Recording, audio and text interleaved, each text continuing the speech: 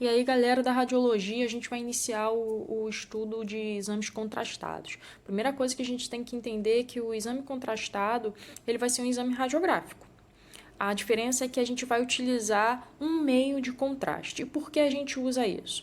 Porque existem estruturas anatômicas que não podem ser vistas numa radiografia comum. A gente vê muito bem numa radiografia comum estruturas ósseas. Agora, se você quer ver, por exemplo, um estômago ou ver uma artéria, a gente não consegue visualizar isso numa radiografia. A gente pode visualizar sim no exame de ressonância, talvez de tomografia, enfim, mas numa radiografia comum a gente não consegue visualizar.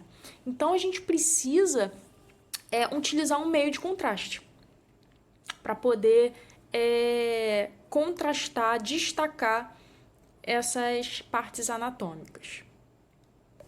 Eu posso classificar os meios de contrastes de acordo com o grau de atenuação que eles têm com o raio-x, com relação aos raios-x. Então, os meios de contraste radiopacos, eles atenuam muito os raios-x, ou seja, absorvem os raios-x. Agora, os meios de contrastes radiotransparentes, eles atenuam muito pouco os raios-x. Esses meios de contraste radiopacos, eu tenho na radiologia os contrastes baseados em iodo e os contrastes baseados em sulfato de bário. Já os meios de contraste radiotransparentes, eles basicamente são o ar ou o dióxido de carbono, tá?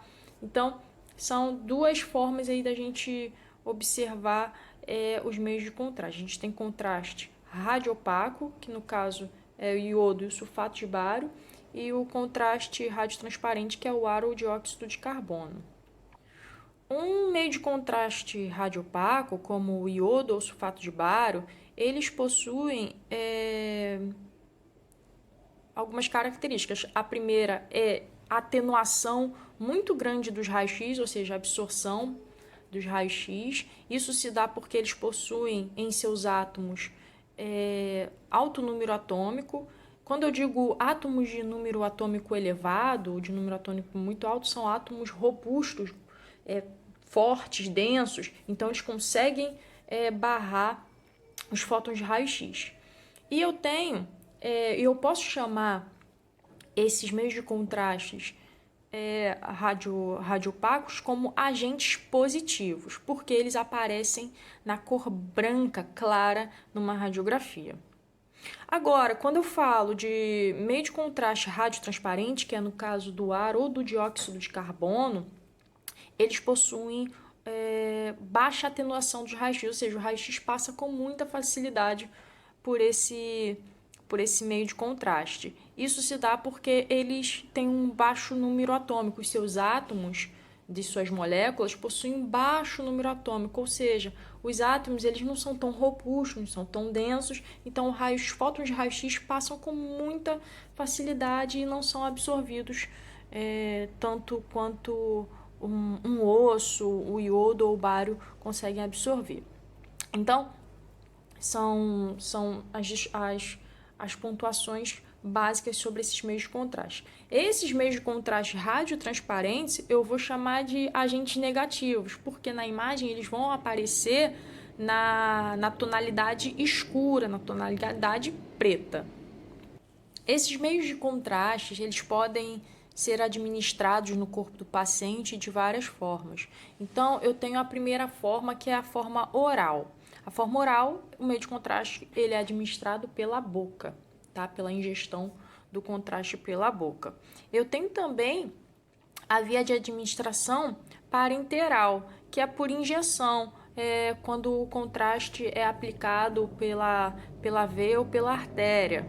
Lembrando que o iodo, ele é um meio de contraste que pode ser administrado via parenteral.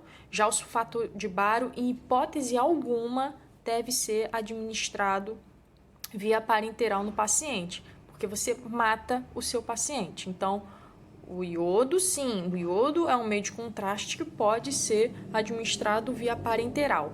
Já o sulfato de bário, não. A terceira forma de via de administração que a gente tem de meios de contraste é a via endocavitária. A via endocavitária é quando você administra o contraste no paciente pelos orifícios naturais, ou seja, por exemplo, pelo ânus do paciente, ou então pela uretra do paciente, ou então pelo canal vaginal da paciente. Então, o meio de contraste que ele é administrado via endocavitária é porque se utiliza orifícios naturais, aberturas naturais que existem no corpo do paciente para a aplicação desse meio de contraste. E a quarta forma e última de administração de meios de contraste é a via intracavitária.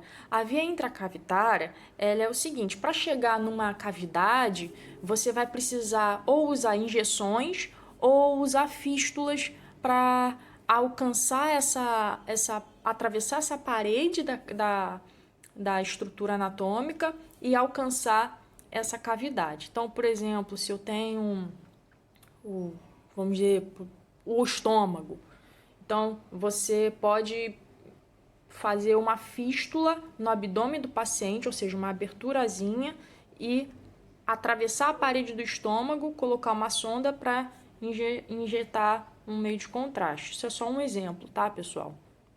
Então, são as 4 vias de administração: oral, parenteral, endocavitária e intracavitária.